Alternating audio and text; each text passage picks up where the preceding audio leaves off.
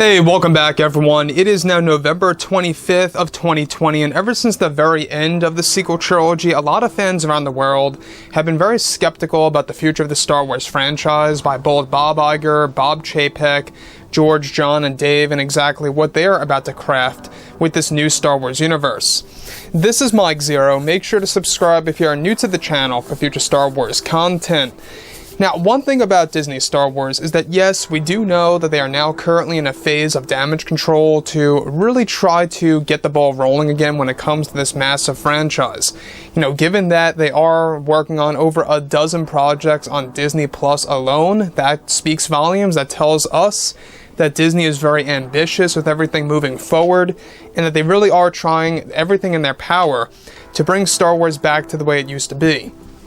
Now, mind you, a lot of Star Wars Legends is going to be coming back into fruition here for this new Star Wars universe, as well as other aspects from original ideas that never made it to the big screen for other Star Wars films being made canon under Disney now. Now, with that being said, we do know that Kathleen Kennedy has been pretty much the one directly responsible for dividing the fandom and creating so many problems within the sequel trilogy, especially, you know, with the rise of Skywalker by deleting so many scenes and putting new scenes in there. It was just a big mess. So everything beyond all of this, alright? With the Skywalker saga now over, both Disney and Lucasfilm are focused on their new Star Wars universe and more. However, it's explained that as of right now, both Bob Iger and Bob Chapek are actively developing new movies and TV shows for the future.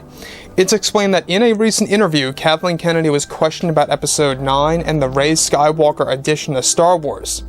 Kathleen Kennedy went on to state that the concept of Rey Skywalker was in the cards from the very beginning back in 2015 when they were filming The Force Awakens, and that she had always had plans about Rey just calling herself a Skywalker in order to honor the Skywalker legacy from the very beginning before the sequel trilogy even hit theaters.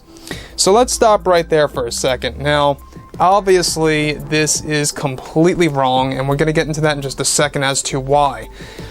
Now, Kathleen Kennedy said something similar in a sense to Palpatine, how he was also in the cards since 2014, actually, before the sequel trilogy ever even came into fruition here. Now, beyond that, alright, this is where everything begins to unravel and get very intriguing, is that Kennedy went on to reveal that the entire ending was for Episode 9 and was always in sight to be Rey Skywalker.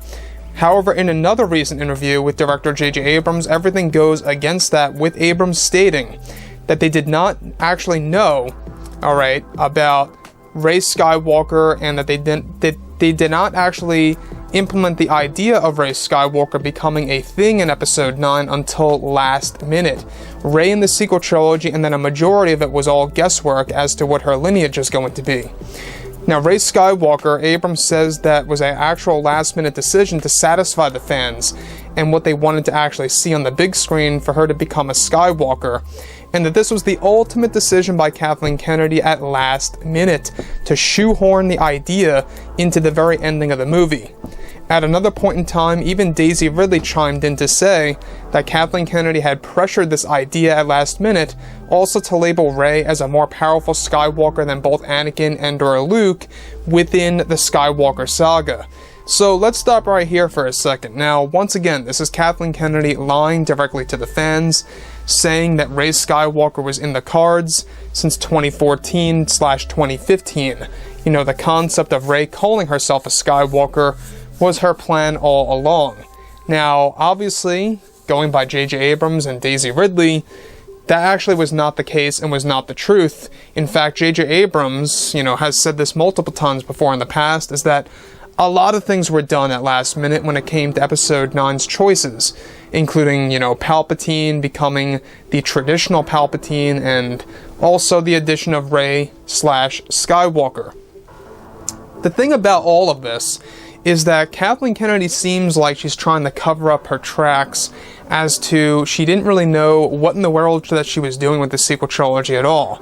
It's as if she's trying to come off as she had a plan from the very beginning, and that the sequel trilogy was a plan altogether for all three movies at once, where in reality, they were really just going off the fly. You know, they were just pulling, you know, stories out of thin air while they were filming these movies, and that's why it feels very inconsistent at times and a little out of order, right? A great example is how they deleted so many scenes on Mustafar for episode 9, where we only got a short clip of it in the very beginning of The Rise of Skywalker, where Kylo Ren is slaughtering the clan leaders of Mustafar. So, like I've said before in the past, guys, you know, obviously Kathleen Kennedy is very desperate to cover up her tracks. That's pretty much apparent at this point. And if you guys did enjoy the content for today, do make sure to drop a thumbs up on this video to support the channel. I thank you all so very much for the kind support, and I'll catch you guys next time.